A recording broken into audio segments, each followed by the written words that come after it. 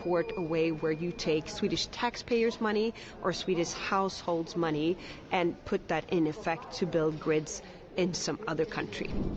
It's not going to be a way forward to say to Swedish households, we're now going to take billions of your money and put that into grid system elsewhere. Clear targets, but don't go into micromanagement and don't steal money from Swedish households. That will not end well. Ebba Busch just exposed Brussels reaching for Swedish money. She read the new grids package, spotted the fine print trick, and warned the EU to stop stealing congestion rent funds paid by Swedish households. She made it clear she will protect Sweden's grid money from becoming Brussels' next quiet cash grab, and she's not backing down. Congestion rents are in effect a debt to the Swedish people. It is hard-working Swedish families and households that have paid these in. They are held as a debt in the Swedish TSO system, and they belong to the Swedish people. At the center of the fight is a plan that the European Commission proudly packaged as a modern, green, interconnected future for Europe. Behind the fancy language and ambitious graphics sits one very real demand. National congestion rents must be placed under EU control. These rents are not abstract numbers in some technical ledger. I can only say that I'm sad to hear that. It would make a great difference for how the system functions, and also make sure that Sweden is not as affected by the energy policy pushed by Germany. On the other hand, we're in very close contact. We have a good and open dialogue, and I'm not surprised, but I'm not happy about it. They are fees Swedish households pay every month to keep their lights on and their grid stable. For decades, this money stayed in Sweden. It was reinvested into Swedish infrastructure, used to prevent outages, used to keep bills from exploding, used to maintain the reliability people expect from a functioning power system. Brussels now wants that money pooled at EU level. At the center of the dispute is the European Commission's new grids package, which proposes EU-level planning and new financing mechanisms to fast-track cross-border interconnectors. The Commission frames it as shared responsibility. Sweden sees something else: a direct transfer of household money into foreign grids that offer nothing in return for Swedish consumers. The proposal might look reasonable to bureaucrats who never pay Swedish electricity bills, but Busch knows exactly who pays those rents: hardworking Swedish families, pensioners, single mothers, small businesses, people who already absorbed price shocks from continental instability. Without no energy, we have no industry. Without no industry, we have no defense. And without no defense, we have no sovereignty. And now the EU wants their money to finance cables, interconnectors, and energy highways in other states. Busch calls congestion rents a debt to the Swedish people, a legal and moral obligation owed to those who filled the fund. Brussels calls it a resource. Sweden calls it theft. We don't think that this is taking enough steps towards technology neutrality, and that is. This is why the phrase slush fund is spreading so quickly in Stockholm.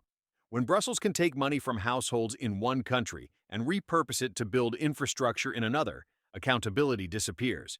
Voters cannot track where their money goes. National parliaments lose oversight, and Brussels gains a pot of cash large enough to bypass domestic controls entirely. For Sweden, this is not a policy disagreement. It is a breach of financial sovereignty, a shift from national responsibility to supranational spending without consent. Technology neutrality, and that is something that we will stress when it comes to the concrete actions and plans that will be proposed. When Busch explains why this plan is dangerous, she does not stop at the money. She exposes the instability behind the push. Germany's energy model sits at the root of it. Years of volatile decisions in Berlin spilled into neighboring markets. Germany shut down nuclear plants. Germany leaned on imports. Germany created price swings that spread across borders. Sweden watched those swings hit its own consumers. Sweden watched stability weaken every time German grids strained under bad planning. And now Brussels wants Sweden to fund the next round of interconnectors that will carry those problems even faster across the continent. While Germany is not named directly, it sits at the heart of the disagreement. Sweden believes energy policy decisions taken in larger markets have increased price volatility. Sweden knows the story too well. Larger markets make risky choices. Smaller states pay the price. Rising cross-border volatility is evidence of that pattern. Swedish households did not create the instability, yet they are asked to subsidize it through congestion rents they never agreed to share. Busch speaks politely in press conferences. She does not mince words privately. Sweden is not happy with the direction of the EU's energy policy. The polite phrasing cannot hide the message. Sweden sees the structural failure. Sweden sees where the instability came from, and Sweden refuses to pay the bill. Pushed by Germany. On the other hand, we're in very close contact. We have a good and open dialogue, and I'm not surprised, but I'm not happy about it. The Commission insists Europe needs more interconnectors, more cross-border lines, more energy highways. Busch does not reject interconnectors entirely. She rejects the idea that wiring alone can fix a broken system. Sweden points to the heart of the problem. Europe has grid ambition without generation realism. More cables cannot replace the lack of reliable, fossil-free baseload. Europe cannot move electricity that does not exist. It cannot stabilize a system with wires alone. Without strong production at the source, every new interconnector becomes a highway for instability, a way for one country's weakness to spread instantly into another.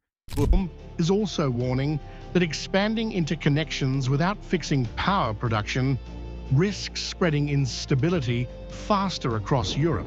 Sweden argues grid expansion alone cannot compensate for weak generation fundamentals. Busch focuses on quality. Efficient consumption requires reliable production. Stability requires baseload power that does not vanish in the wind or fade in the dark. Sweden makes that point repeatedly. A grid is only as strong as what flows into it. Without a new baseload, Europe risks building a larger system that still breaks under stress. More infrastructure without more generation is not a strategy. It is an illusion. If you want to increase consumption, but also improve the quality of the consumption that is possible, what is being produced and pushed into the grid system also plays a very big role. This is the part Brussels never wants to hear. The Commission loves structural plans, 5-year roadmaps, and glossy proposals. It dislikes national criticism. Sweden brings criticism backed by numbers. Sweden brings warnings grounded in engineering, not ideology. And Sweden brings a clear political message to the table. Enlargement of the grid cannot become an excuse to raid national funds. Interconnection cannot become a gateway for foreign instability. And EU integration cannot become a tool for extracting money from ordinary households who already pay more than enough for a functioning system. Plays a very big role, i.e., if you have more baseload in the European system, you will make more efficient use of already existing grids and added. Ebba Busch reveals all of this with a calm voice and a steady tone. Yet underneath her delivery sits a simple truth. Sweden sees the scheme, Sweden names the scheme, and Sweden refuses to be its first victim. The heart of this fight is simple. Sweden wants to keep control of Swedish money. Brussels wants the authority to move that money across borders. Everything else is noise. Congestion rents are not loose change in a technical drawer. They are sovereign domestic revenue collected through Swedish law, paid by Swedish households, and historically managed through Swedish institutions. The dispute now goes beyond infrastructure and energy policy. It has become a wider fight over sovereignty, accountability, and who ultimately pays for Europe's energy transition. When Busch says these funds belong to the Swedish people, she is not making a rhetorical point. She is stating a legal and democratic boundary. The European Commission wants to cross that boundary without permission. Brussels keeps repeating the phrase shared responsibility. Sweden hears something else: centralized appropriation. If these funds leave Sweden, national budget priorities become irrelevant. Parliamentary oversight becomes symbolic. A decision taken in Stockholm can be reversed in Brussels through a single line inside an EU package. Busch warns the Commission to stay away from micromanagement. She knows exactly what happens when Brussels receives control over a domestic revenue stream. The spending drifts toward EU goals, the accountability evaporates, and member states are left explaining to voters why their money disappeared into projects they never approved. Brussels also wants to use part of national congestion income to finance EU-prioritized grid projects. This is why the dispute cannot be reduced to technical planning. It is a sovereignty contest. a test of whether the EU respects national authority or treats national budgets as raw material for its own ambitions. Sweden is drawing a line because this is the moment the balance either holds or breaks. Allowing congestion rents to be centralized creates a template. The next step becomes agricultural funds, then environmental levies, then digital revenues. One permission becomes a precedent, and Sweden knows precedents in Brussels never shrink. They only expand. Until now, this revenue was largely reinvested domestically to stabilize national grids and reduce costs for consumers. The energy debate itself pushes the argument into deeper territory. Busch is not fighting the Commission only over money. She is fighting over Europe's entire strategic direction.